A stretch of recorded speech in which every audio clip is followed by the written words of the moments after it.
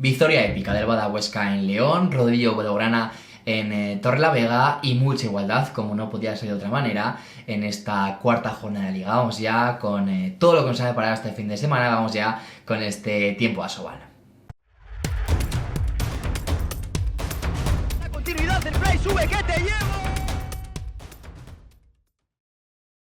¿Qué tal amigos? Bienvenidos a este Tiempo Asobal, cuarto programa de la temporada, un espacio, como ya sabéis, donde tenemos todos los resultados, la clasificación, el mejor análisis, lo más destacado de la jornada y el 7 ideal del Menda que se ve por los 8 partidos de cada jornada todos los fines. Así que vamos ya con estos resultados que ya estáis viendo sobreimpresionados en la pantalla, empezando por esa victoria del Bada Huesca en el Palacio de los Deportes de León, tremenda la victoria del equipo de Nolasco, con muchísimas bajas, pero al final se pudieron reponer, además de un Dani Arguelles que estuvo inconmensurable en portería. También victoria del Faking Granollers en casa ante el Recoleta Atlético Valladolid, un partido donde se fue a muchos goles y cuando se va a esos golismos tan altos, los de Antonio Rama pues suelen decantar la balanza a su favor. El sábado, partidos con mucha igualdad, de hecho 2 empates, el de Severú Benidorm ante el Beten Altasuna con ese gol de Nacho Valles en el último instante del partido, 7 metros, y ese empate, el Viero Serolnava ante el Ángel Jiménez Puente Genil. De hecho, el equipo de Paco Bustos se dejó levantar, un resultado muy positivo,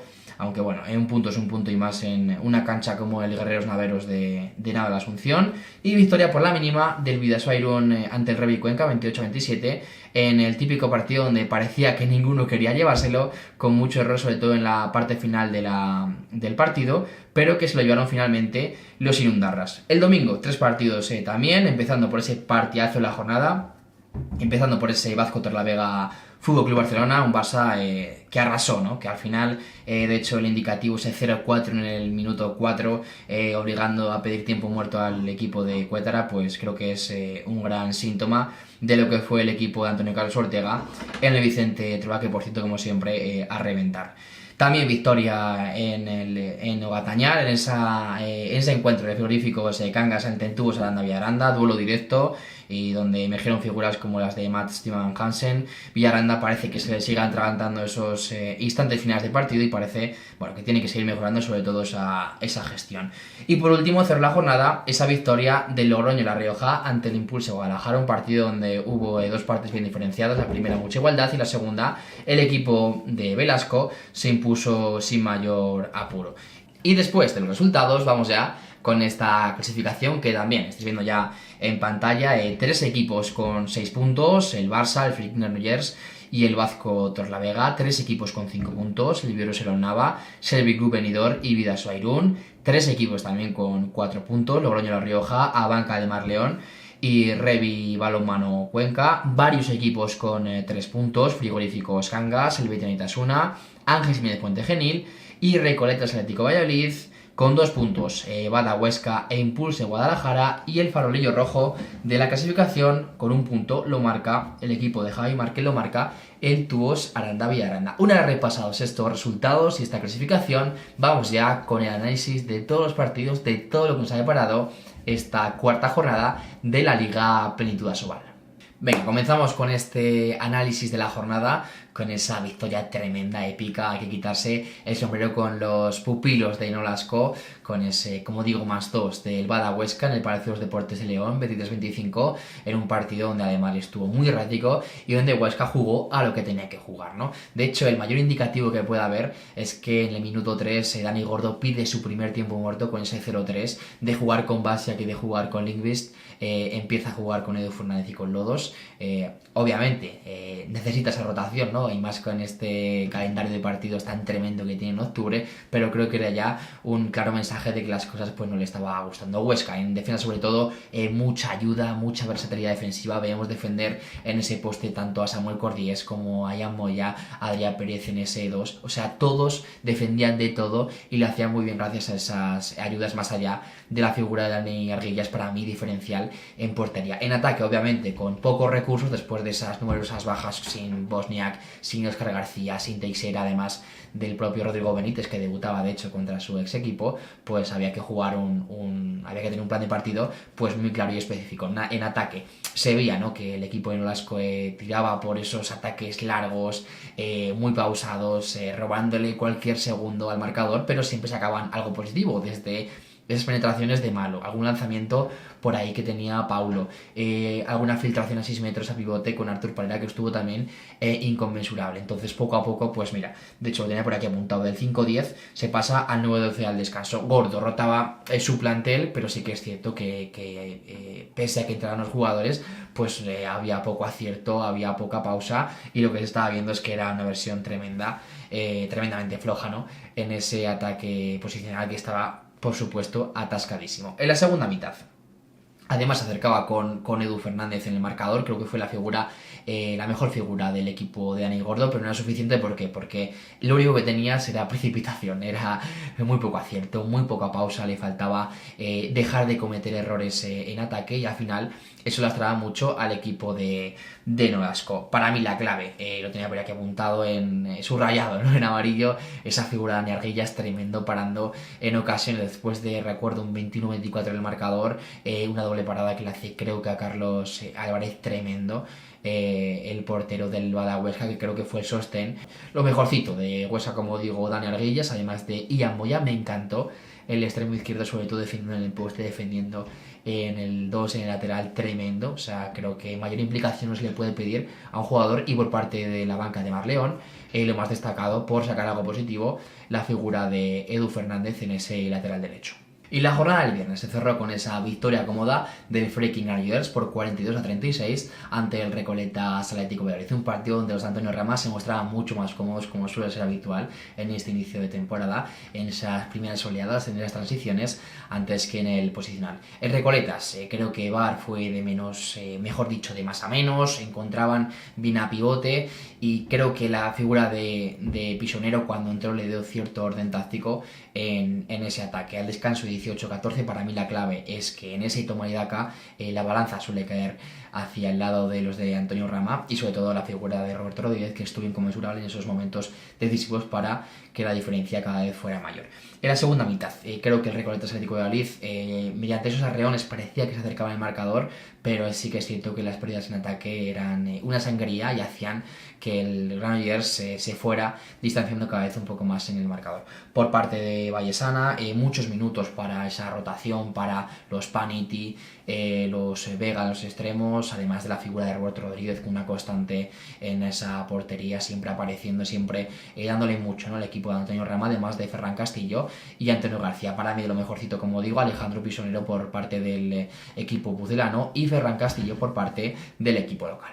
Queridos, antes de empezar con ese análisis de la jornada de sábado, suscribíos, que me sale que hay mucha gente que todavía no está suscrita y que ve mis vídeos. Igual que darle a like, compartirlo al mayor número de personas para que cada vez seamos más en esta comunidad balonmanera. Cualquier cosa por comentarios, desde ideas para vídeos del canal, mejorar el setup, cualquier cosa, ya sabéis que aparte de que os voy a leer, va a ser genialmente recibida.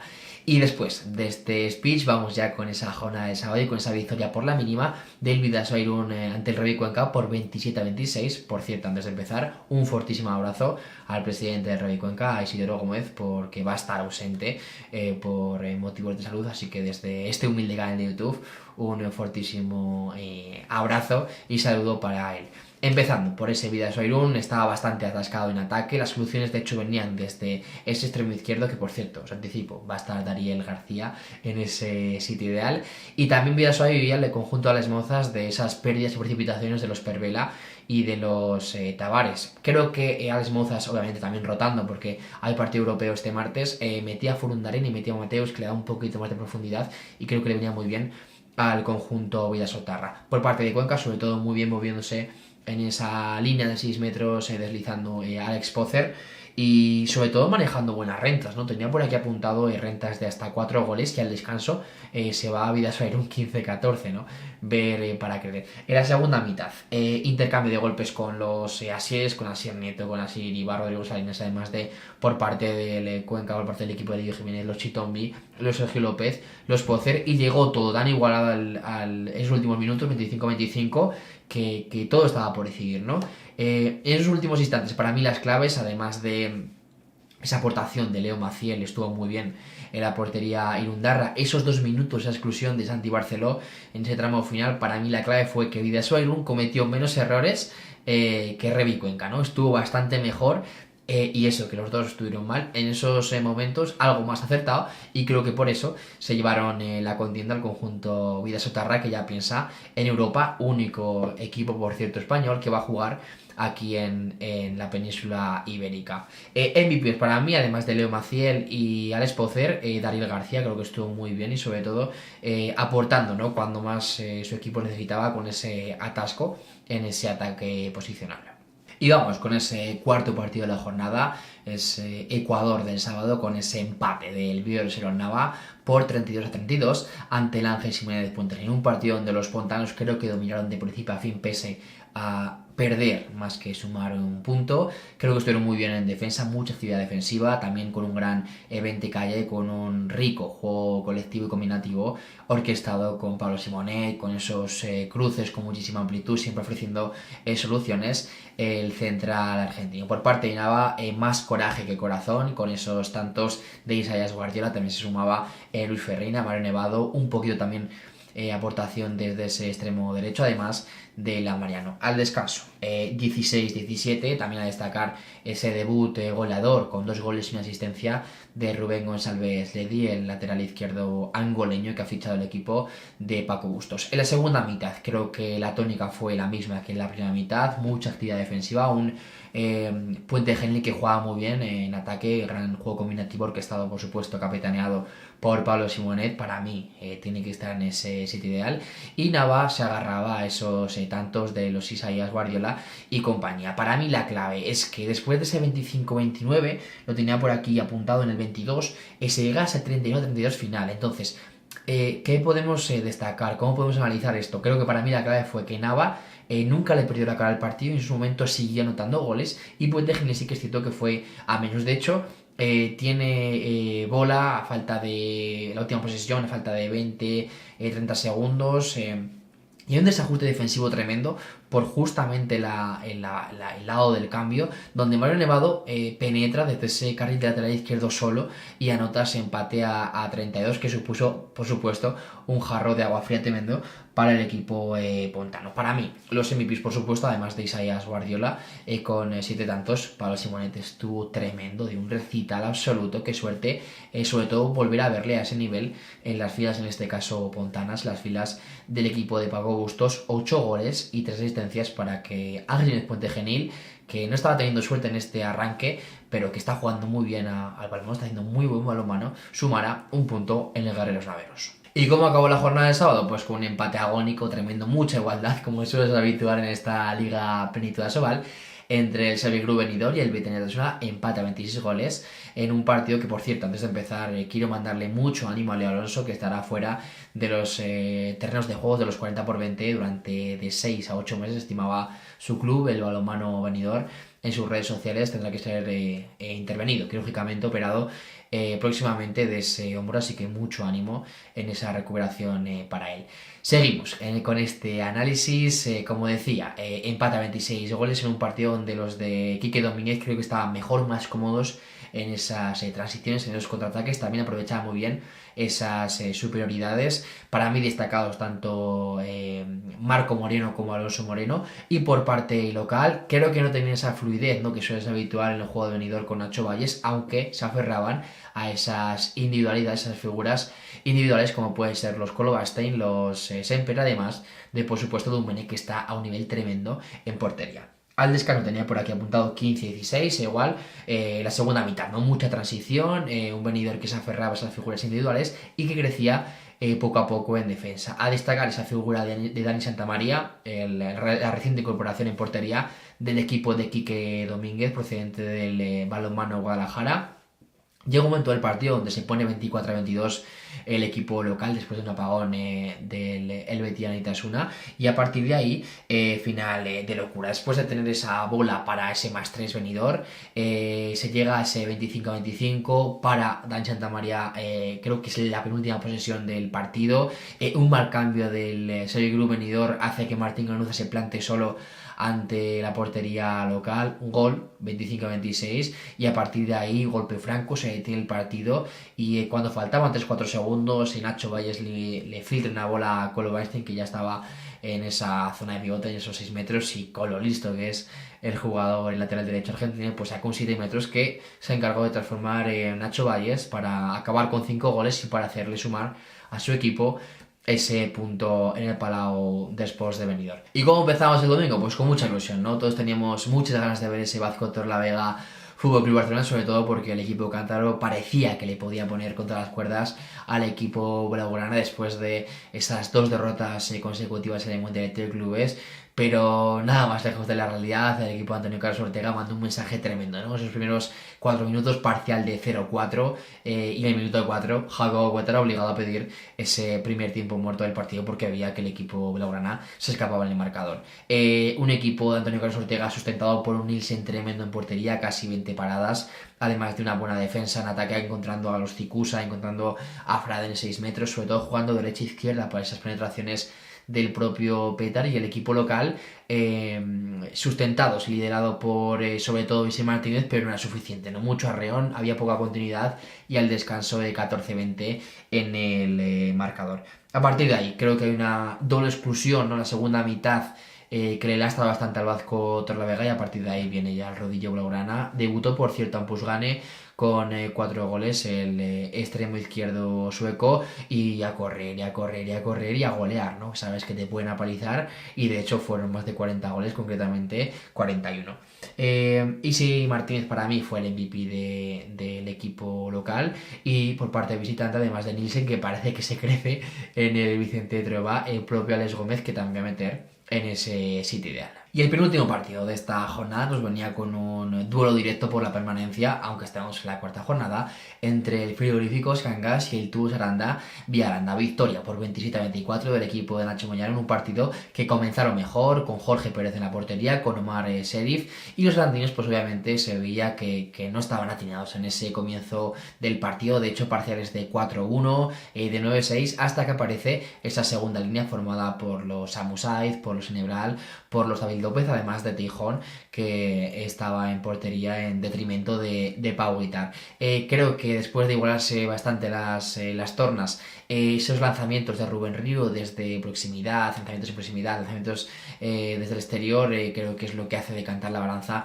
hacia Cangas con ese 14-12 al descanso. ¿Qué le faltaba a Villaranda? Para mí, sobre todo, lo que le está penalizando en estos primeros partidos de la temporada un recién ascendido, como es esa gestión en los finales, en los instantes finales de sus ataques, ¿no? Creo que se precipita, creo que le falta un poquito más de acierto, aunque sí que este año también vamos a poner en contexto para el equipo de Javi Márquez, que ha disputado partidos contra el Vázquez Torlavega, contra el Vidasoa Irún, que son equipos a priori mejores que ellos, y sobre todo también con ese bagaje, ¿no?, que tienen en la Liga Sobal, esa experiencia, además de esa competición europea que van a disputar este martes ya en nada. En la segunda mitad, 20-16, también se veía que Cangas estaba más cómodo en el partido, sobre todo con un Mats Timan Hansen tremendo desde ese lanzamiento, desde ese lateral izquierdo, con ese lanzamiento exterior.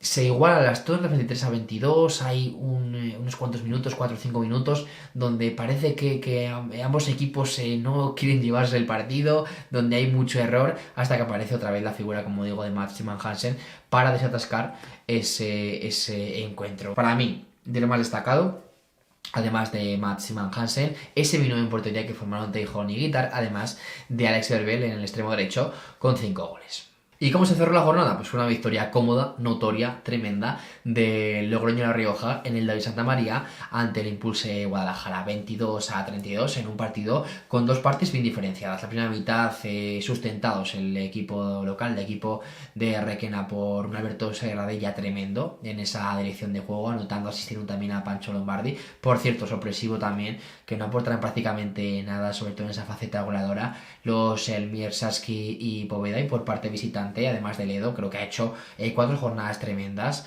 De hecho, me parece injusto que no le haya metido en ese sitio ideal en ninguna de las jornadas, pero creo que se lo ha merecido, ¿no? Más allá de que ha habido actuaciones tremendas también de los Luis de Vega y compañía. También aportaban mucho los extremos, no mucho juego hacia extremos con Oriol Zarzuela, también con Sabitúa, Cadaso de los 7 metros, gran eficacia del extremo derecho del Logroño La Rioja. Y creo que para mí la clave fue para esa diferencia de 10-13 al descanso, ese +3 a favor de los de Logroño, esa segunda unidad, ¿no? esa aportación de la segunda unidad formada por Thiago Alves y por Zaya. Al descanso, como digo, 10-13 y la segunda mitad tenía por aquí el dato 15-22 en el minuto 14, ya prácticamente solventada la contienda para el equipo de Velasco, que siguió con ese festival en ataque anotador de los El Corchi, de los Pergiel, de los Urios en 6 metros, además del propio Zaya. Para mí, el MVP del partido, por supuesto, Ledo. Me gustó también mucho por parte de local Alberto Serradilla y también el propio Zaya. Y después de acabar con estos análisis, estos 8 partidos, vamos ya con lo más destacado de la jornada, no sin antes recordaros que todos los viernes saco en mi perfil de Instagram, en Gonzalo Rodríguez, @Gonzalo Reguez, una quiniela, la saco desde las 12 de la mañana, la activo hasta que empiece el primer partido de la jornada, suele ser hasta las 8:29 o hasta las 7:59, dependiendo de cuándo empiece ese primer partido de la jornada. Es muy sencilla de participar, si aciertas es un punto, si no 0 puntos. De hecho participan ilustres como el propio Alberto Serradilla, Artur Pereira del Tubos de la Navia de Aranda, Rafa Paulo del balonmano del Bada Huesca. Así que os invito a todos a participar. Como digo, no os lleva más de un minuto. Es simplemente a través de 8 diseños de los 8 partidos pulsar, ¿no? Quién gana, si gana el equipo local, si empatan o si gana el equipo visitante, que por cierto va a haber premios tanto en la primera vuelta como en la segunda que vais a elegir vosotros. Así que os invito a participar y ahora sí que vamos ya con lo más destacado de la jornada. Tengo muchas ganas de hablar de esa victoria épica del equipo de Nolasco en tierras leonesas. Y cómo no destacar el ejercicio de supervivencia tremendo del Bada Huesca en el Palacio de los Deportes de León, un equipo ostense que viajaba con muchas bajas, sin Teixeira, sin Óscar García, sin Bosniak, sin el propio Rodrigo Benítez. Afrontas tu cuarto partido consecutivo fuera de casa como visitante, lo haces contra una banca de Marleón que venía de pleno de victorias, de 2 y con los justos sacas lo máximo posible en defensa, pruebas 1000 alternativas, en ataque optimizas todos los recursos, en portería te encuentras con Dani Arguillas, espectacular, qué manera de defender lo tuyo, qué manera de dignificar ese escudo ostense, qué lección de coraje, de resiliencia, de valores, qué manera de engrandecer nuestra Liga Plenitud Asobal. Bravo Huesca, bravo jugadores, bravo Nolasco y bravo por lo que habéis hecho este fin de semana en el Palacio de los Deportes de León. Y qué ganas tenía de decir esto, amigos. Empieza ya la fase de grupos para nuestros 4 equipos españoles que van a competir esta temporada 24-25 en la European League. Recordatorio además, el Barça juega este jueves partido de Champions ante el Albor a las 9:15 en el Palau Blaugrana. Y vamos ya con esos 4 enfrentamientos que tendremos a partir de este martes. Solo Vidasoa Irún juega en casa, los demás juegan fuera, empezando por ese Abanca de Marleón a las 7:15 ante el Kriens Lucer, un equipo que le ha ganado de hecho a Caeten de Juan Castro, que tiene dirigiéndoles a la leyenda Selko Musa, además de en el equipo a Marin Sipic, a Orbovic, a Obranovic, así que ojo, porque además tiene un hueso duro de roer. De hecho, recomiendo que vayáis al podcast de mi amigo Raúl Castro de Lera, donde además de la entrevista que tiene y ese análisis que hace Juan Castro, os explica cómo juega el equipo suizo, que creo que no tenemos controlado, más allá de que juega Juan Castro en ese Cadeten. Como digo, recomiendo que vayáis a ese podcast de 40x20 León, que de hecho os lo dejo abajo en la cajita de descripción. Además, Vidasoa Irún es el único equipo, como decía, que va a jugar en casa ante el Cobri Gloglow. Tenemos por aquí algún dato que otro apuntado. Tercero Liga, viene de ganar este finde y perdió de forma contundente ante el Wisla Plock. Solo juega además en la franja de las 7:15. Los otros 3, Granollers, Vidasoa y Torlavega, juegan a las 9:15. Como digo, Granollers debutará en tierras polacas ante el Górnik Zabrze. pronunciado de forma increíble, de Rakotia, seguro que os suena a algunos, de Bidasoa Irún.